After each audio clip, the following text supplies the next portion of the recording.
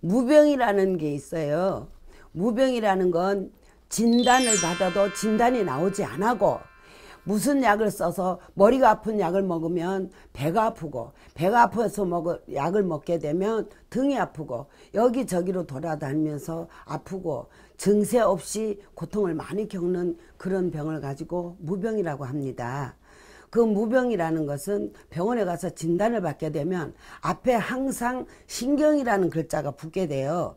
위가 아파서 가면 신경성 위장병, 장이 아프나 배가 아파서 가면 신경성 장염, 머리가 아파서 가게 되면 신경성 두통이라는 이런 신경자가 많이 붙게 돼요. 그것은 이유 없이 아픈 무병인데 어떤 조상이 사는 자리 말하면 조상이 바른 길로 가지 못한 조상이 침노해서 그런 무병을 앓을 수도 있는 것이고 아니면 집을 잘못 곤쳤다든가 이사를 잘못했다든가 이럴 때도 그런 무병을 겪게 돼요. 그 무병에는 백약이 무효라는 얘기가 있죠. 아무리 약을 써도 그 병은 낫지를 않아요.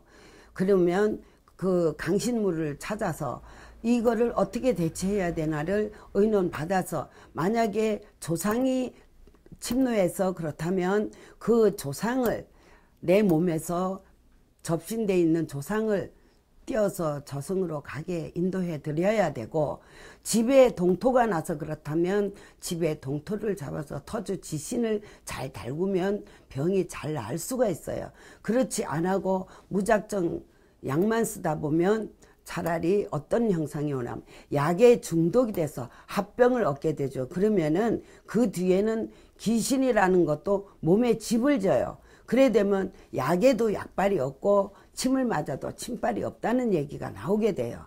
그것이 무병이라고 얘기할 수 있는 겁니다. 그런데 이 무병이라는 것은 어느 누구 아무리 의학이 발달이 됐다 해도 무병이라는 것은 고칠 수가 없어요. 그래서 그것은 내한테 옛날에 들이던 조상에서 공들이던 조상이 왔으면 그 공들이던 조상의 뜻을 받들어 줘야 되는 거고 잘못 돌아가신 조상 객사를 했다든가 암이 걸려서 돌아가셨다든가 무슨 병이 걸려 죽은 조상이 내 몸에 접신이 되면 그분과 똑같은 증세를 겪게 되죠. 그러면 그 조상을 해운을 시켜주면 그런 증세를 면할 수 있는 겁니다. 그렇기 때문에 저희 같은 강신무가 그럴 때 필요한 거예요. 신에도 강신무와 세습무가 있는데 강신무는 신을 강신받아서 신이 이 무라는 글자는 하늘과 땅과 이성벽 저성벽이 있는데 이성사람과 저성사람을 연결하는 게 무속인의 무당의 무자입니다. 그래서 강신무는 이성사람 말도 들을 수 있고 저성사람 말도 들을 수 있지만 세습무는 세습적으로 내려오는 굿을 배워가지고 춤 잘 추고 소리 잘하고는 하지만 구신의 뜻은 받아들일 수가 없는 것이 강신무예요. 세습무예요. 강신무는 그 구신의 뜻을 받고 세습무는 구신의 공수를 못 받아요. 신의 공수를 못 받아요. 세습무는. 근데 강신무는 신의 공수를 받아서 판단을 하는 게 강신무입니다. 그래서 이 무병은 강신무들한테 의뢰를 해가지고 거기 왔는데 적절한 처방을 했으면 좋겠어요.